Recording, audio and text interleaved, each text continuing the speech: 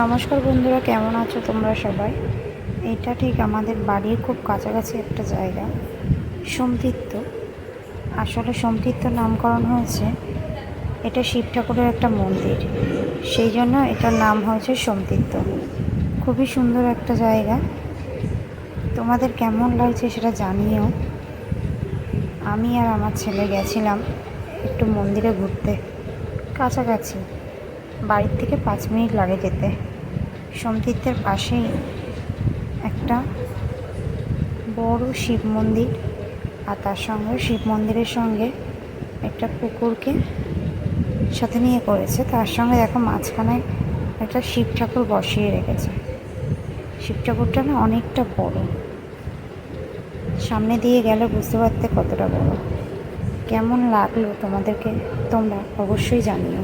Tata.